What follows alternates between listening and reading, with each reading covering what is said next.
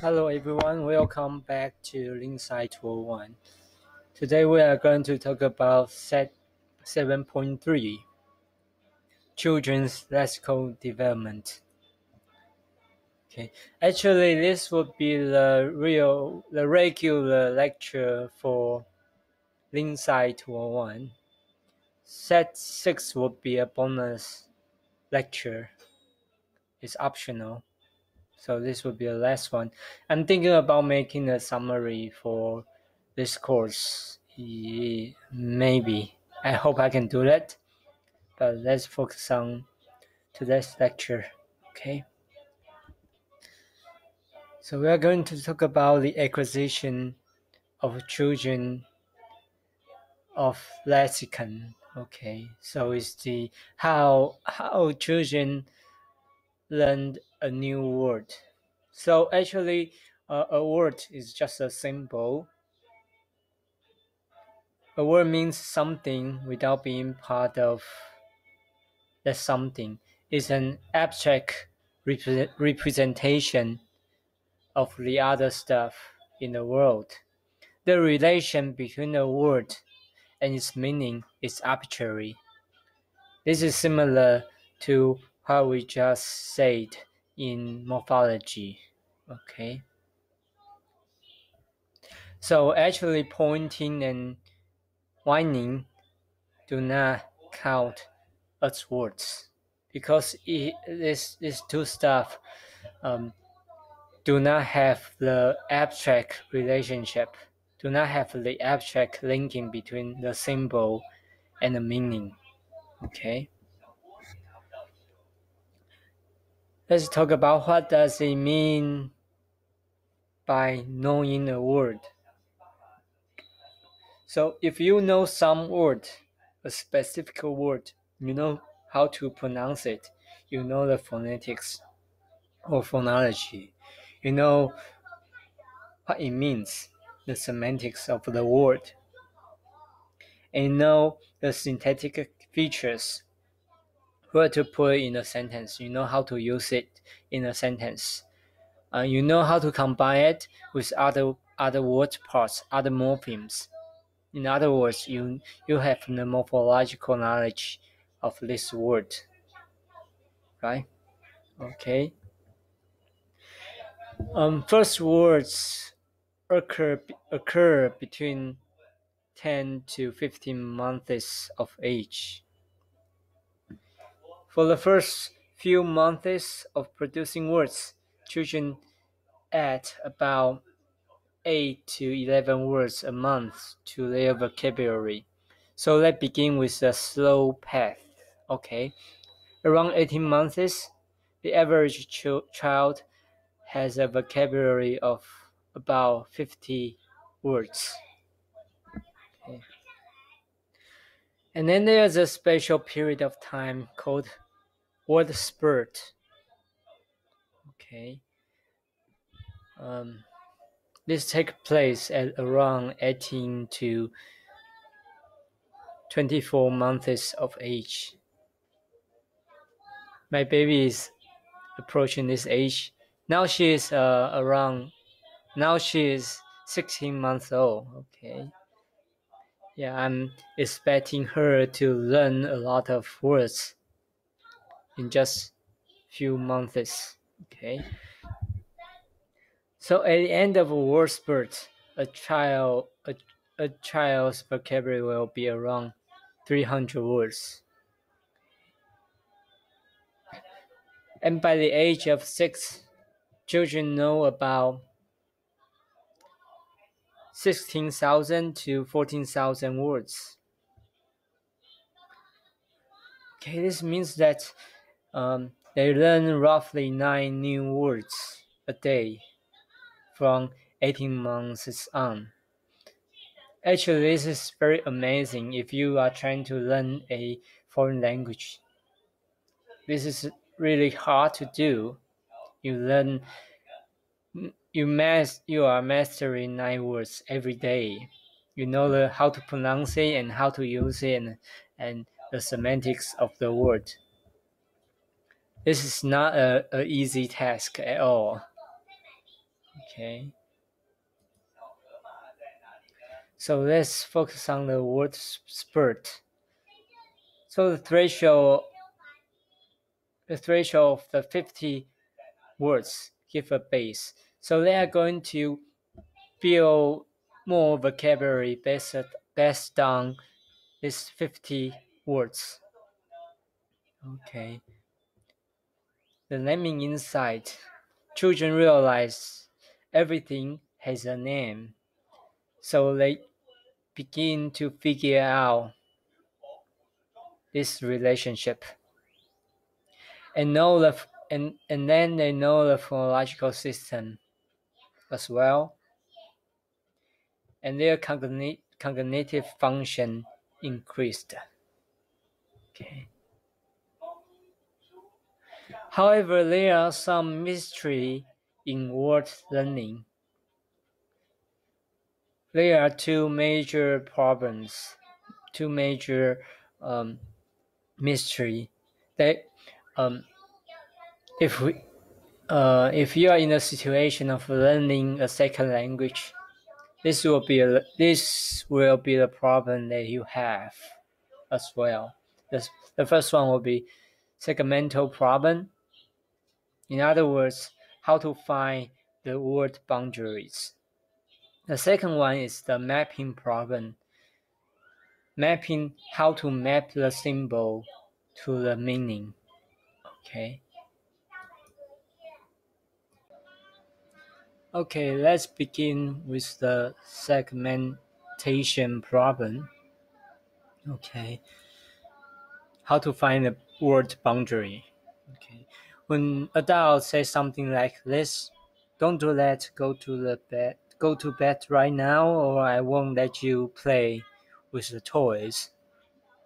Actually, what a child hears is just a string of sounds, right?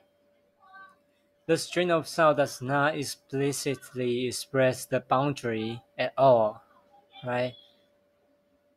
So it's kind of a mystery here. Okay. So we got a sequence of sounds. There's no explicit boundaries between syllables, right? So they have to have a way to find a syllable boundary first, and they have to have a way to find a boundary between words. So how to segment phonemes, syllables, and words correctly? This is a problem for children to acquire a new word. Okay, so I got these two YouTube videos, which this is a sound. This is a song, a very entertaining song. If you try to listen to the lyrics, it's really hard to understand what the lyrics is because the segmentation problem. And this one shows the same point. Okay, this is quite entertaining. Okay. So here's a specific example of the segmentation errors. So when a child tries to recite the pledge of allegiance, okay. Actually, this is something new to me as well. But okay, let's take a look.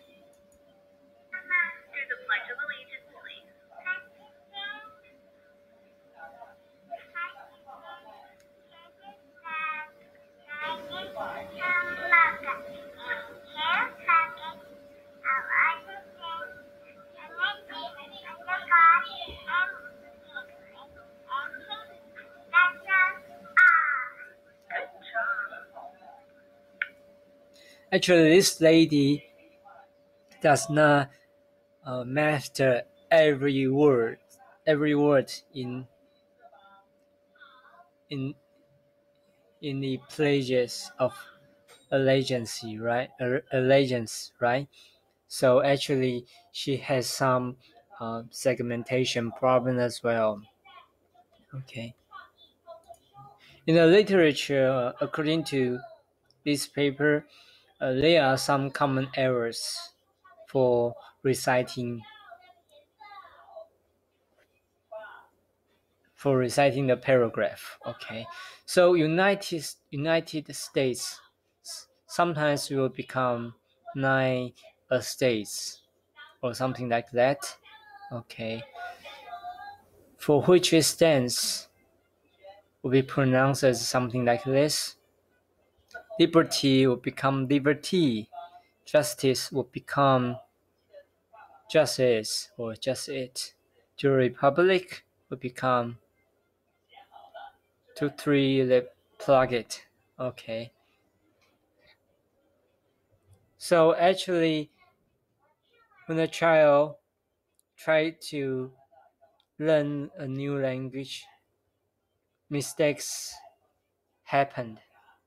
Okay. However, there are some solutions that they use to figure with which they figure out how to solve the problem. Okay, here are some possible solutions to the segmentation problems. Actually, we are not so sure about whether this is the true solutions that a child used when he or she tried to figure out this problem, but these solutions are very plausible. Yeah, okay. The first solution is they are going to use words in isolation so that they are going to figure out some string in isolation will be a word. Okay. About 9% of the parental utterances only have one word. So they can successfully identify this 9% of utterances. And then they are going to build a word boundary based on this 9%. These isolated words are among the earliest words that a child produce. Okay. The second solution is to focus on the utterance final words. So actually, what utterance final words are more perceptually prominent than other words. So normally parents tend to put words that they want to highlight in utterance final positions. I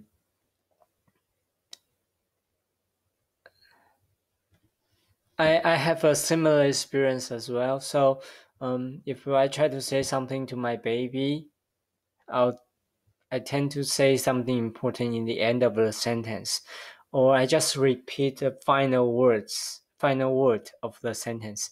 Actually, this solution is kind of similar to the previous one, words in isolation.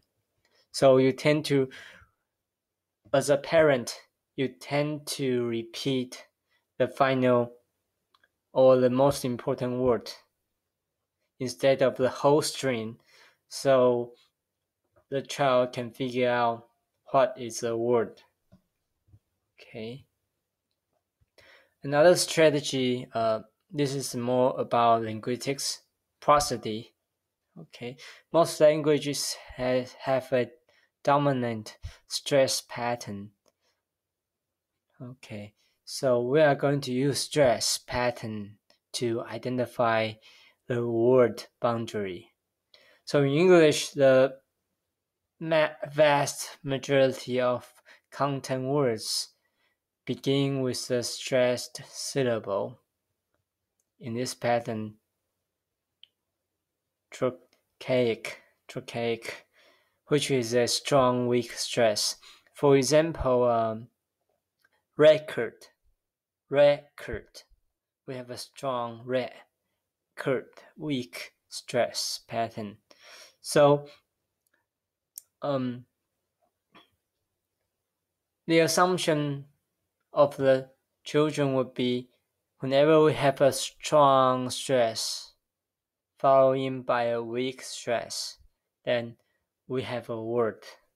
Okay, so he or she can easily identify record is a single word instead of two words.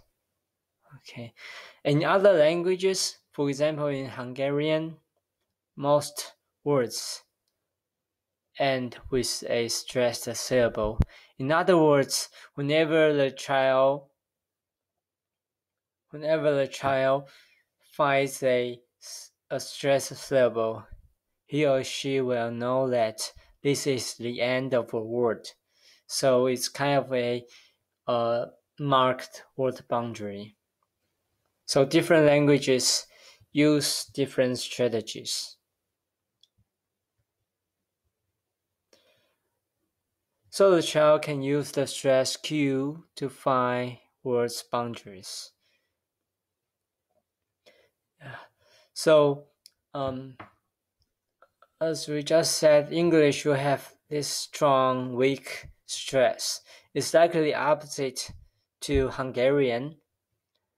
So in English, children just try to put in a word boundary before each stressed syllable. Okay. And English learning 9-month-old babies are better at finding trochaic words in fluent speech. So it's like the strong, weak stress pattern is the default setting for English learning babies. Okay. And another strategy is phonetics. So some phones only occur at the ends of syllables and words, and some only occur at the beginnings. For example, the angma sound, like sing, like in sing. Whenever an English learning child hears the sound of he or she will know that this is the end of the word. Okay. Children can use this sort of information to segment the speech stream.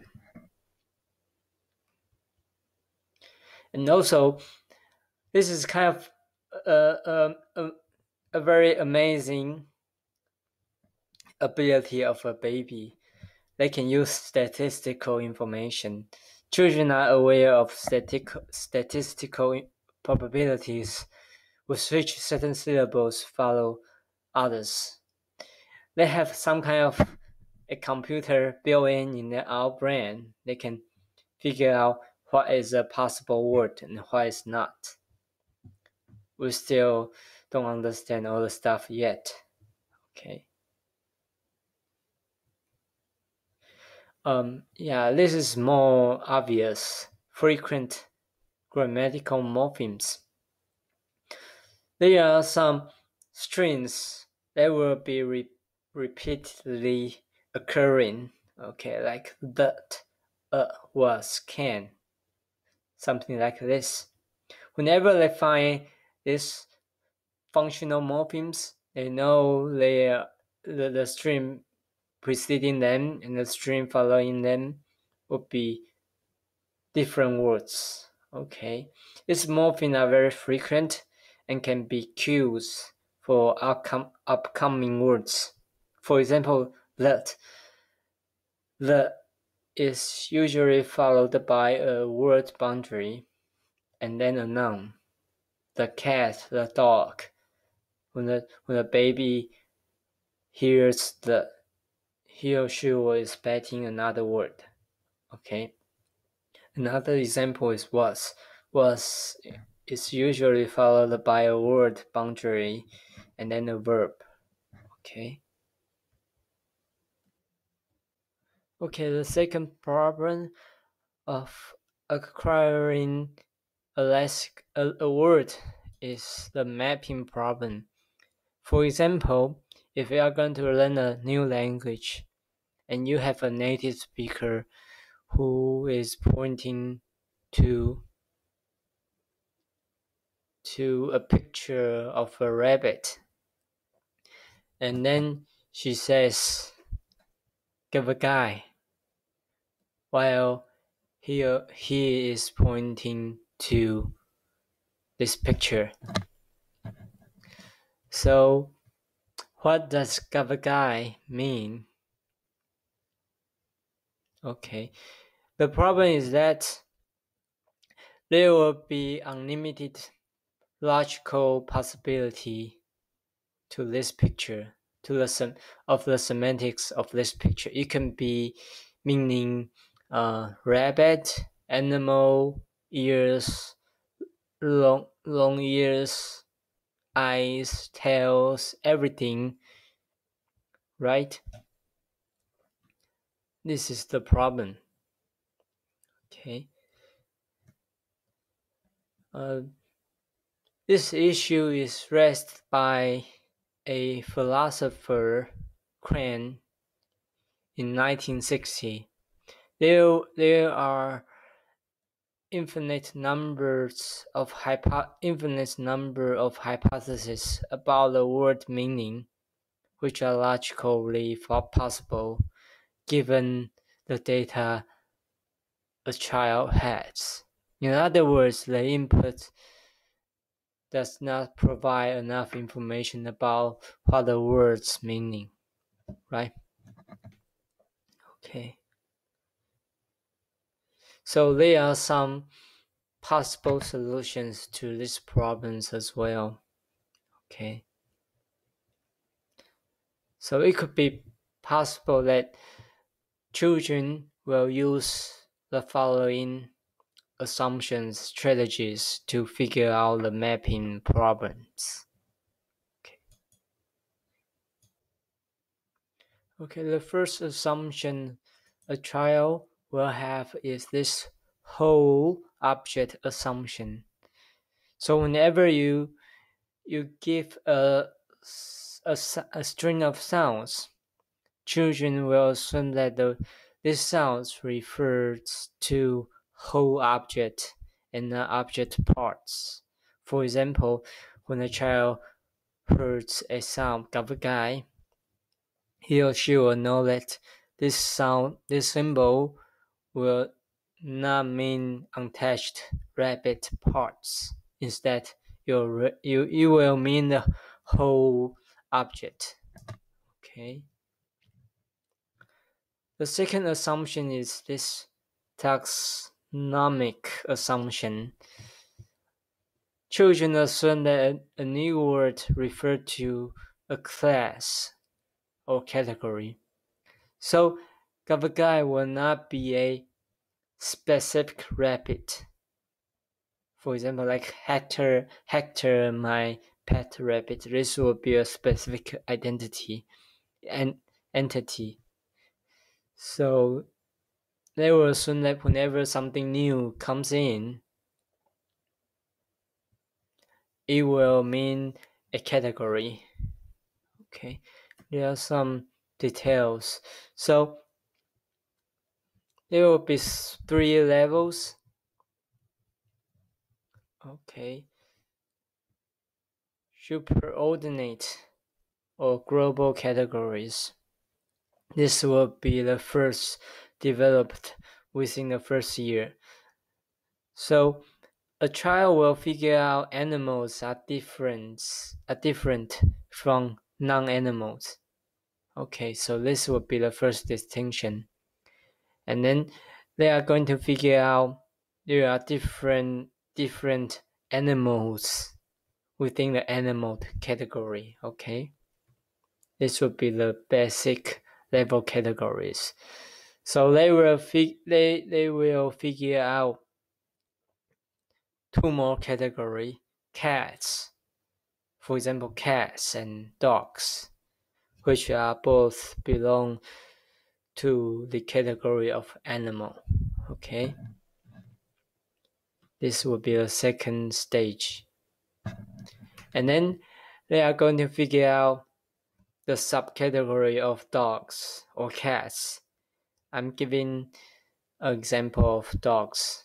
So they're going to figure out this would be two different categories of dogs. Okay.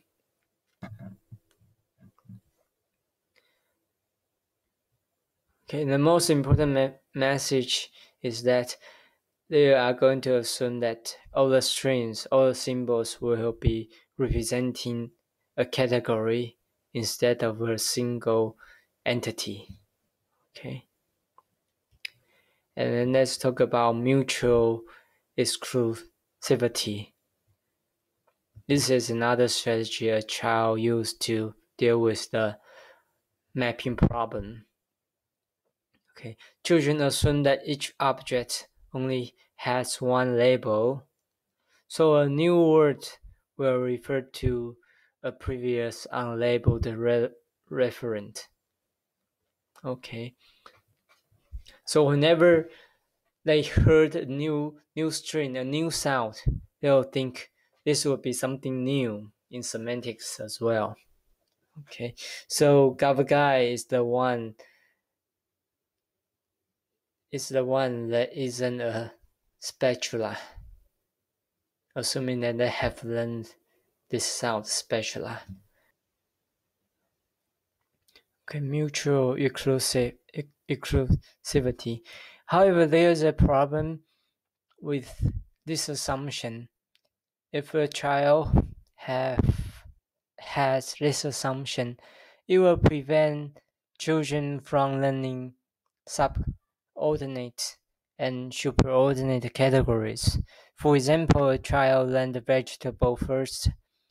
He or she will not be able to learn carrot because they would be the same. These two sounds would be referring to the same entity, and if he or she has this mutual exclusivity assumption, then they cannot understand what this sound would mean. So actually there's another assumption that helps them to figure out the relationship, okay, which is the principle of contrast. Children assume that different words have different meanings. So if Gavagai means rabbit, it does not also mean boat. And this assumption helps to solve the problem of learning subcategory and supercategory labels. Okay. And the other assumption they are going to use to solve the mapping problem is the social cues, joint attention. Children pay attention to what object the person they are talking with is looking at.